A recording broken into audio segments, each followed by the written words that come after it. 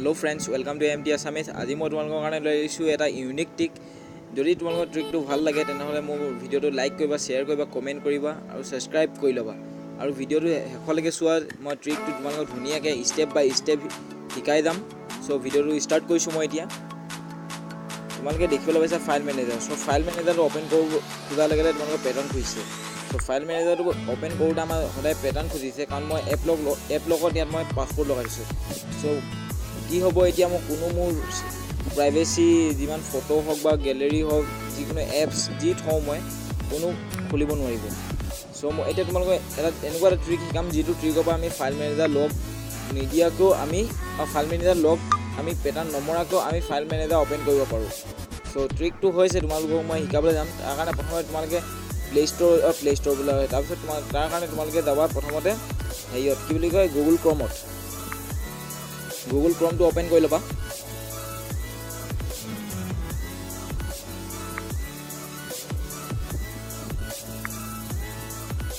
Google ক্ৰম open কৰাৰ পিছত তোমালোকে চাৰ্চ বাৰত তোমালোকে চাৰ্চ কৰিবা, টাইপ কৰিবা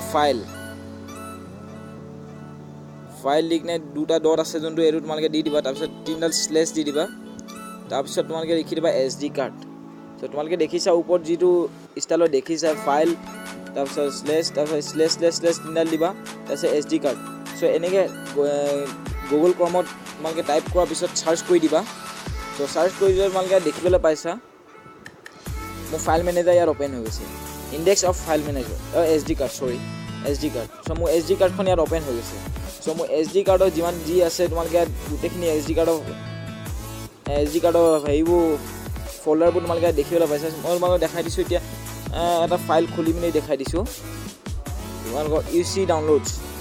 চ' UC ডাউনলোডত যি আছে তোমালোকে ইয়াত ভিডিঅ' আছে। চ' ভিডিঅ' ফল্ডাৰ আছে, ভিডিঅ' ফল্ডাৰ ক্লিক কৰাৰ লগে লগে তোমালোকৰ ওলাইছে মোৰ। চ' ইয়াত UC বজাত ভিডিঅ' নাছিলে, চ' সেইকাৰণে ভিডিঅ' ওলোৱা নাই। চ' তোমালোকক মই দেখাই দিছোঁ তেনেহ'লে জেণ্ডাৰ। চ' জেণ্ডাৰত মই ফটো লৈ থৈছোঁ বা কিবা লৈ থৈছোঁ। চ' জেণ্ডাৰ ওপেন কৰিছোঁ। তোমালোকে দেখিবলৈ পাইছা জেণ্ডাৰত 4টা ফাইল আছে। চ' অডিঅ' ইমেজ আদাৰ XDDD এইটো ফাইল এনেই সোমাই আছে আৰু। চ' এতিয়া মই তোমালোকক দেখাই দিছোঁ ইমেজ। চ' ইমেজত ক্লিক কৰাৰ লগে লগে তোমালোকে দেখিব পাইছা জেণ্ডাৰত মই এই কেইখনমান ইমেজ লৈছোঁ। চ' 5.3 MB, 4.4 MB, 5.6 MB something image কেইখন হয়। চ' ইয়াৰ ভিতৰতে ইমেজ এখন মই ক্লিক কৰি তোমালোকক দেখাই দিছোঁ। ইমেজখন ক্লিক কৰাৰ লগে লগে তোমালোকৰ ইয়াত ইমেজখন শ্ব' কৰিছে। চ' আমাৰ ফাইল মেনেজাৰ পেটাৰ্ন লাগিয়ে আছে, তথাপিতো আমি কি কৰিব পাৰিছোঁ ইয়াত আমি ফটো শ্ব' কৰিব পাৰিছোঁ। চ' ফাইল মেনেজাৰ ওপেন কৰি আমি ধুনীয়াকৈ ফটো চাব পাৰিছোঁ।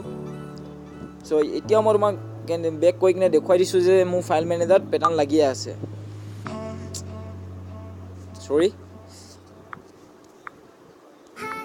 এতিয়া মই তোমালোকক দেখাই দিছোঁ যে মোৰ ফাইল মেনেজাৰ পেটাৰ্ন লাগিয়ে আছে। তোমালোকে দেখিবলৈ পাইছা মোৰ ফাইল মেনেজাৰ এতিয়াও পেটাৰ্ন লাগিয়ে আছে। চ' ট্ৰিকটো এইটোৱে হয়। আৰু তোমালোকে নিশ্চয় আজি আশা কৰিলোঁ তোমালোকে মোৰ ভিডিঅ'টো বহুত ইউজফুল হ'ল বা বহুত হেল্পফুল হ'ব তোমালোকৰ কাৰণে। বহুত ইউনিক ট্ৰিক হয়। চ' তোমালোকে চাই লোৱা ওপৰত যোনটো লিখা আছে ফাইল দুটা তাৰপিছত স্লেছ তিনিডাল তাৰপিছত SD কাৰ্ড লিখি কিনে তোমালোকে চাৰ্চ কৰিব লাগিব।